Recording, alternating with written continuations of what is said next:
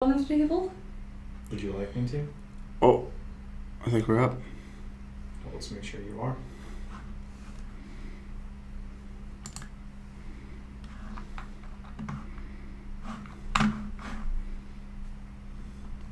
You good?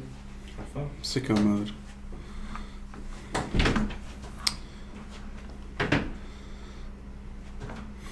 I guess I'll start on camera only.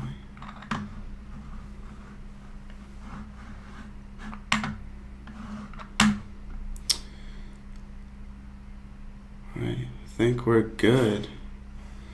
Alright, cool. Well, hello everyone. This is MEDSec and DFIR Lunch and Learn presented by ComCode and the Leahy Center. I am Michael Verdi. I'm Kaya Overholtzer. Go team. Alright. So, MEDSec and DFIR Lunch and Learn. So, as I said, I am Michael Verdi. I am the MEDSec intern. As you see, here's my information. I am at Champlain College Rising Senior, graduating 2022 with a major in computer networking and cybersecurity. And the MEDSec Summer 2021 intern. My background is as a security operations center analyst, networking, hardware repairing, penetration testing, systems administration, and software development.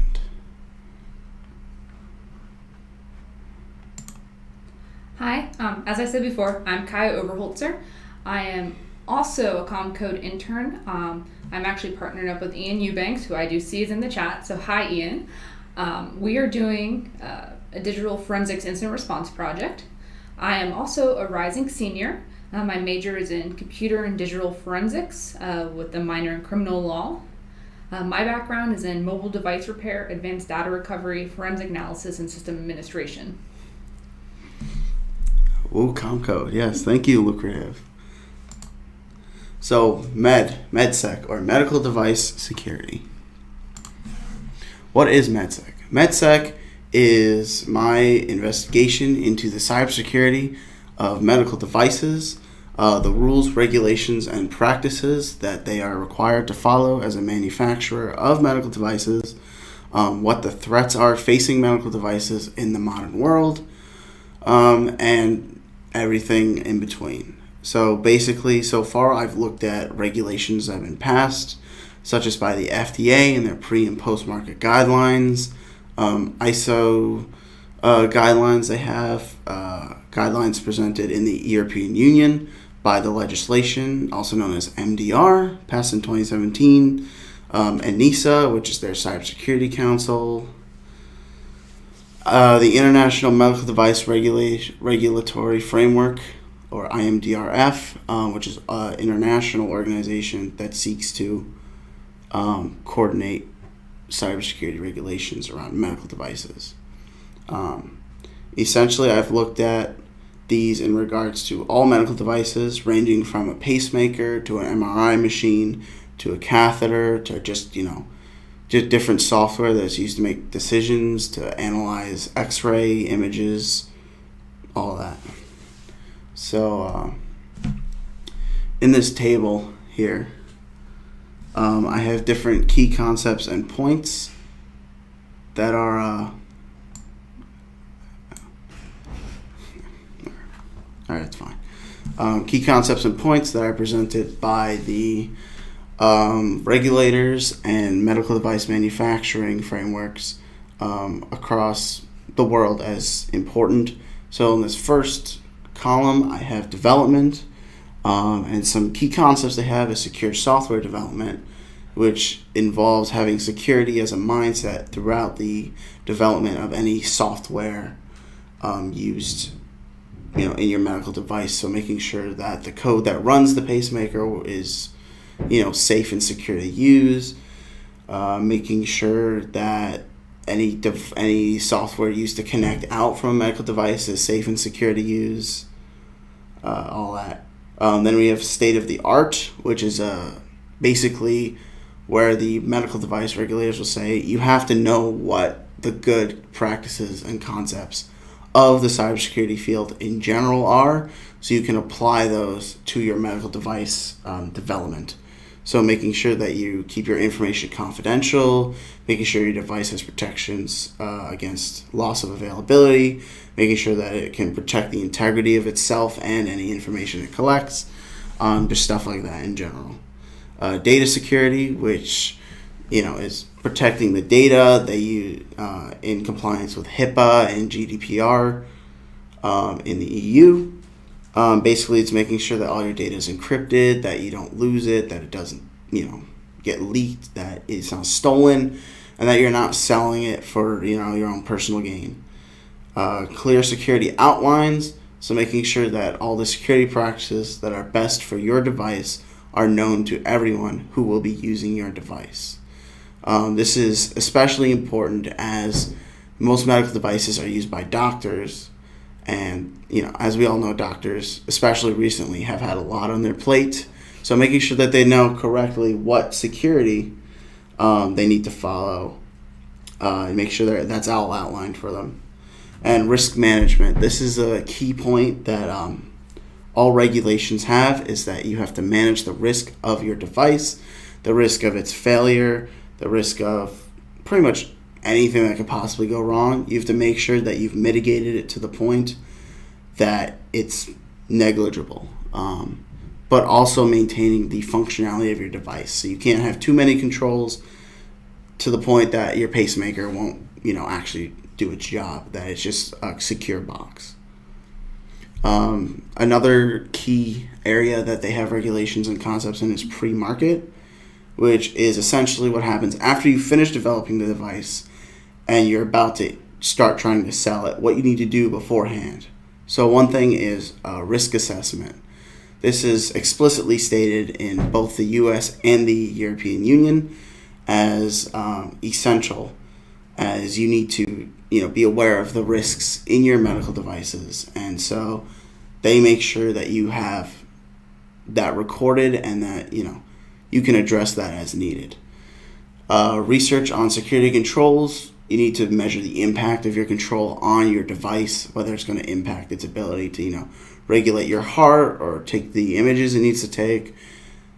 You got to have a risk versus benefit analysis for each security control you implement. Device function versus security. Again, making sure that your device will actually function even when it's secure, and not just be super secure but won't do anything. You'll just have a box that you can't get into. Landscape risk factors, so different risk factors that have affected other devices, not just ones that affect yours, whether they come from the environment or from just people not knowing how to use it, making sure you have ways to deal with that and what they are, so you can evaluate and deal with them. And a security evaluation, just evaluating everything and making sure that it all meshes together to make the best and most secure device you can. And the final area that regulations focus on is post-market.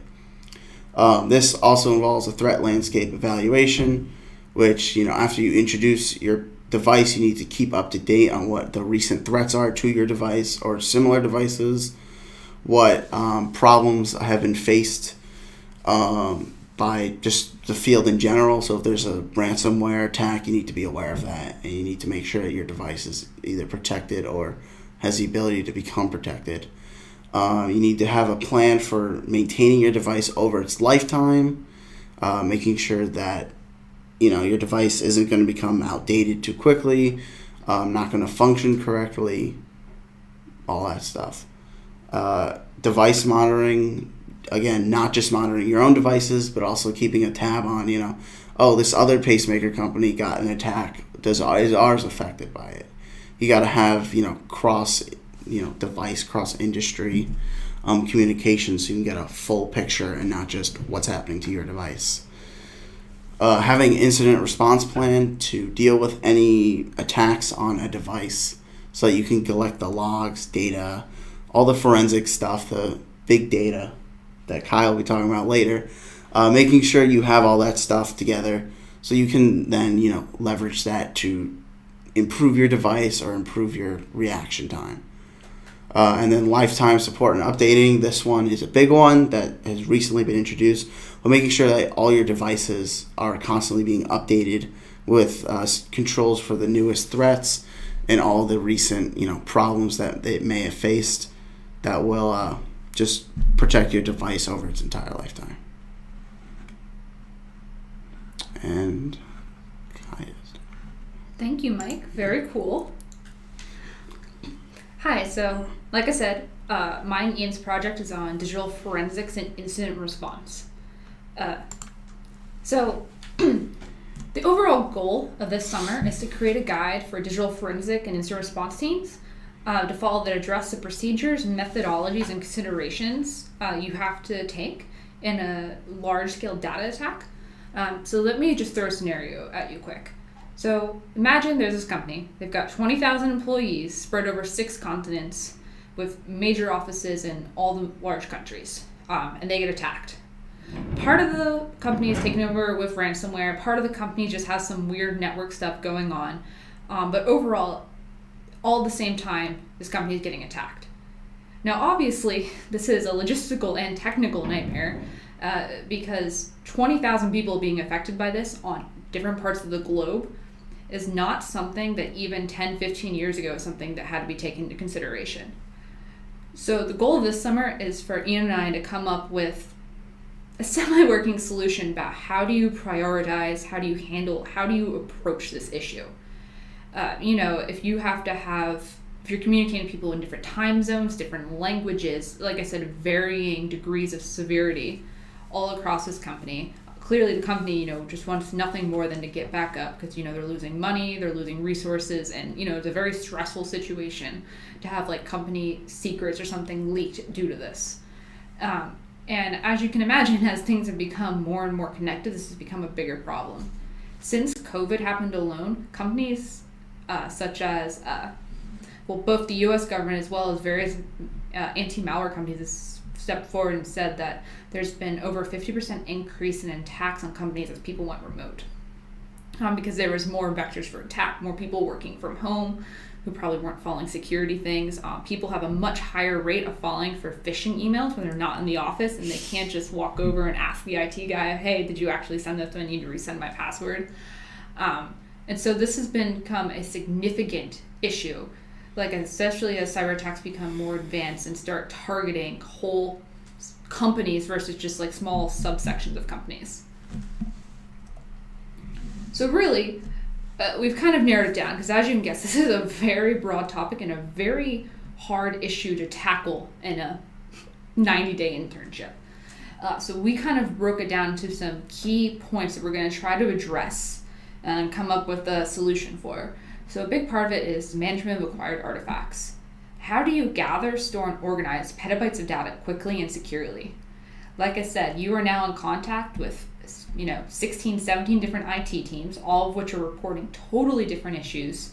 And you need to collect evidence from every single office affected. You need to be in contact with a decent bit of employees affected, trying to figure out who the weak link was, who clicked the phishing email, where they got in, how they got in. But the issue is that before you can even start figuring out who did it, you have to go collect all of the evidence. And as you can imagine, this is an unimaginably large amount. The word big data is thrown around a lot. Mike mentioned it there earlier. But this is essentially the issue with big data. What do you do when you have petabytes of unstructured data that you have to parse through and find meaning within? So the next thing we kind of started looking at is image forensics. For those of you who are not familiar with the digital forensics field, quick little thing, an image is just like a bit-by-bit perfect copy of a hard drive or cell phone or something like that you can then analyze without affecting the original copy. So on top of this, now you have to go get images potentially from 20,000 machines because there's 20,000 employees and start parsing through all of it, trying to find where the weak point was. So the question comes down to, how do you decide, gather, and analyze full systems from 1,000 systems? How do you prioritize which are worth the resources and which are fine to just go grab some files or logs from? Because clearly, hopefully, you should be able to narrow some things down. Saying this person was on vacation, probably wasn't them, so we're not going to look at their computer. Or, this is a firewall. If they got in, they had to go through the firewall. Let's go grab those logs first. So this part, like I said, is really about kind of prioritization and figuring out who is worth the effort to go through a terabyte's worth of stuff on their PC to figure out whether or not it happened there. And then once you start going through all these images and files you've collected, you're probably going to run into some malware. So in which case you have to decide, how are you going to quarantine this, keep it from continuing to affect the network, take over, hurt things? How are you going to analyze it? And how are you going to identify where it came from within a very large enterprise? Like I said, we've got 20,000 computers, not even counting all the networking equipment. Now you have to figure out, okay, again, which computer let this in? How did it get there? And then you need to go grab the virus almost like a bug and put it into a little quarantine zone so you can look at it, study it, and figure out what it did, so you can figure out, okay, what information was stolen, what went wrong here. And then from there, we then start rolling into, okay, so if the attack is still ongoing, now we have to go find it, figure out where this point is. So IOC stands for Indication of Compromise. A threat hunting is simply just the process of going through a network and going through and trying to find where an active issue is, looking at firewall logs saying, that's not normal, and then putting a stop to it. The issue comes down to in this scenario is that usually the attack is ongoing. Usually there's something laying dormant somewhere just waiting for an opportunity to jump onto what you're doing, so you can either jump to another network, get more information, couldn't have otherwise without, admin credentials, because you're probably looking at this stuff with admin credentials. So if the attack is ongoing, how do you figure out the how and where quickly with a large enterprise? Like I said, 20,000 computers, 100 networking equipment. How do you do this? After that, then you have to kind of roll into security checks. Hopefully by this point, you've kind of figured out what went wrong. And now you have to go to the company and say, hey, this happened. Peter from accounting clicked on an email he shouldn't have. Or, yeah, you guys did not have your systems locked down. Somebody just did a little port scan and just got in the back. So you need to be able to present a company then saying, this is where it went wrong, this is how you need to fix it moving forward. Another big part of this internship is the organizational aspects. So just putting all the technicality stuff aside of, figuring out how to, do the threat hunting or whatever, how are you going to organize all this? Like I said, you're probably dealing with multiple time zones, multiple native languages, multiple offices. You're waiting on lots of people to email you back, to call you back. Weird time frames. You have analysts potentially being sent all over the world to try to do, hands-on, on-site regulation. How do you organize this? How do you have a secure form of communication between you and the client so that hopefully maybe if something is still ongoing, they don't realize that you're communicating to get rid of it? Just kind of that stuff. And all of this internship isn't necessarily entirely about the organizational aspects. It's important that we do acknowledge it, because as much as this is a technical nightmare, it's just as much of an organizational, because trying to deal with that many people and that many systems in a way that is logical and can still get results is very, very difficult. But yeah, I guess that's kind of the gist of our project, just trying to figure out how do you do this? What tools, what is out there to help you out in accomplishing how to deal with a case this big? It's a lot. Now I know what's going on behind me. I like medical devices. So yeah, anyone have any questions? So I have one for you. Oh no.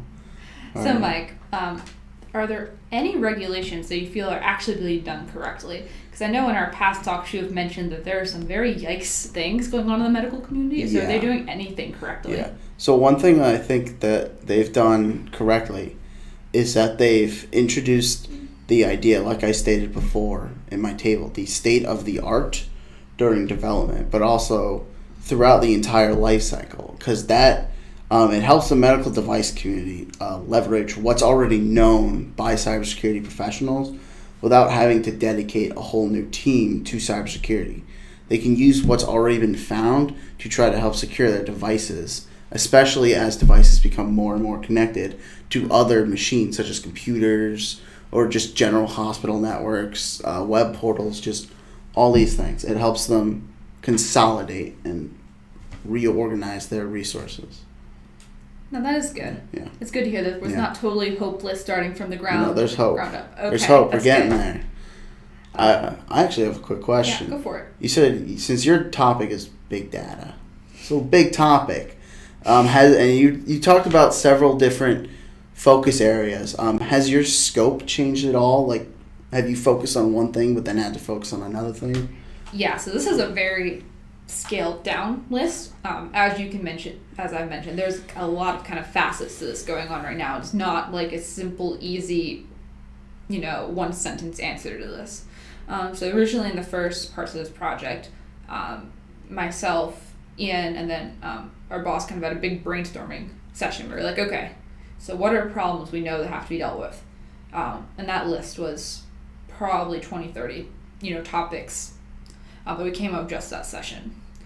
From there, we started doing kind of some general research about, what is out there already about this? What do we know already? Yeah. And we quickly realized that there's a lot of things that were either so logistically challenging that they weren't worth approaching this summer, or we realized that had enough of a solution that kind of already existed or can get rolled into something else that we abandoned it. Yeah.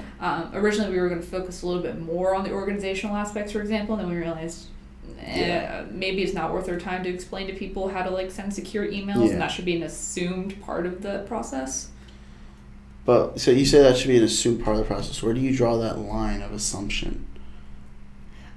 So hopefully, in theory, if you are a giant digital forensics incident response firm, you have already pre-established how to communicate with clients. You should already know how to use the tools if you decided to make a company. And that there's just some just kind of general best practices from the forensic community that should be kept in mind, that should already be known. All right. Very, very interesting. Thank you. It doesn't seem like the chat wants to talk to us, so I'll just keep throwing questions at you until somebody decides who worth asking. So what are some limitations on device security that you have found? Time. When you're trying to introduce a device, there's a whole slew of regulatory requirements you have to do before you even think about getting your device certified, to then start doing clinical trials, to then start trying to get it into the market. And that takes a lot of money and a lot of time. But then even after that, after you do introduce it to the market, you have to, whenever you try to update your device, you have to do a whole nother level of testing before you can even consider to, try to introduce it, which, involves the vulnerability assessments, threat assessments, a pen tester too, updating all of your documentation, updating your IR plan. All of that has to be done before you can even begin to introduce it. So, companies, a lot of the companies that do medical devices they're relatively big companies, but they only have so much money they can dedicate to a device, especially if that device is going to last 30-something years, like an X-ray machine. They're not replacing those every year. Those are lasting a couple decades at least. So, there's the problem of, technology moves so fast, but you only have so much money you can put into upgrading certain devices. I think Will gave us a question. What next steps are you both taking in your projects?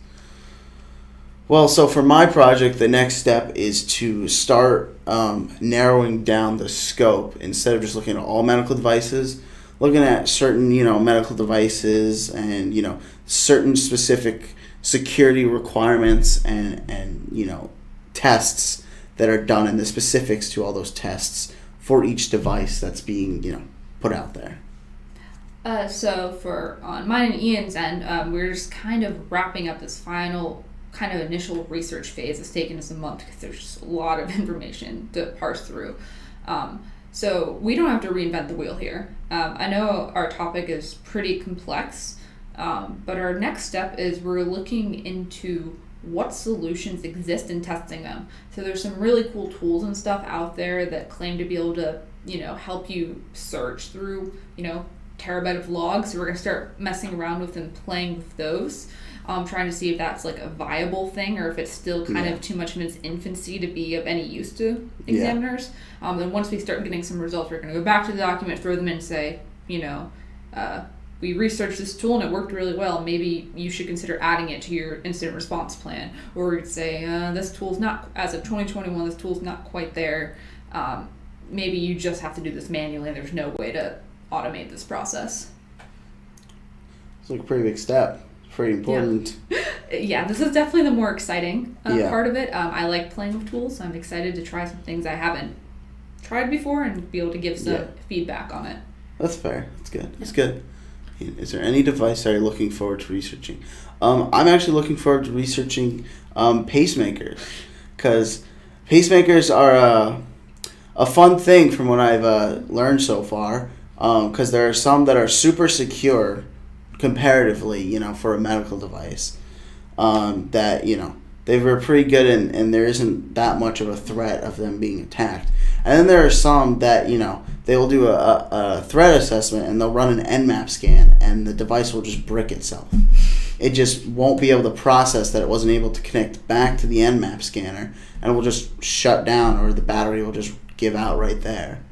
And so the fact that there's such a wide range of, I guess, I don't want to say competency, but there's such a wide range of assessments and different implementations that there are, that it's just, for such an important device too, that's one that goes on your heart. That's pretty important. That's just fascinating to me. That's a little scary that somebody with an elementary knowledge of computers can go, I want to scan this, and then it stops working. Yeah, but that secure software implementation, that's something that's being picked up, so that hopefully is going to be, I'm going to find, is a problem of the past. Hopefully. Most likely. Okay. So I guess my next question for you would be, are there any regulations that you feel are just going too hard and that are preventing the medical field from moving forward, preventing security from being a thing? Yeah, the fact that they require you to do 3 different tests each time you change anything on your device. You write a new line of code, got to test the whole thing again. You change one tiny, a screw, got to do the whole thing again. It is just there's a difference between testing to make it safe and just excessively testing that it costs too much to update. They're device manufacturers who their device will be hacked, and it just won't be worth the risk of that happening again is not worth the cost to implement all of these different tests to then update it to get rid of that threat entirely. So I think that if they scaled that down a little bit, if you're making major changes, that should be implemented and that should definitely stay. But if you're doing any change and you have to do a threat assessment, change all your plans, that just seems a little excessive to me. Totally fair. I can see how that becomes a money pit for sure, especially for companies that don't have the resources that some of the big ones who are trying to break into the field, they can't compete with a multi-trillion-dollar company that might be able to just keep throwing money to fix a security threat. Yeah, it's a lot of money. It's a lot of money. Yeah, definitely a lot of money. For a device that'll be out there, if we're talking about an MRI for 30 years, you can't stop all of them, and technology just moves too fast. Eventually, you're going to become a legacy device, and you got to move on. All right, well, we're at 28 minutes. I think it's time to say thank you. Make sure to check out MCSP and the Leahy Center on LinkedIn. Make sure to follow us on LinkedIn. Connect with us. Send us any information you have on these topics that you think might be interesting, or ask us for any that we have. We're always happy to talk about these topics. Yeah, and as you guys aren't aware, we're doing a little flip-flop system where either myself and Ian and Mike will be doing the videos, and then William and Austin will be taking over the videos. So do make sure that you tune in next week for Austin and William to give their updates on kind of the next step in their projects, because the car security stuff and 3D printing stuff is also pretty cool. Yeah, next week, next Friday at 1 p.m. will be the next Lunch and Learn, CarSec and AMSec. So that's looking fun. I'll be watching that. Well, again, thanks for tuning in. Everyone have a great rest of your afternoon. Bye. Bye.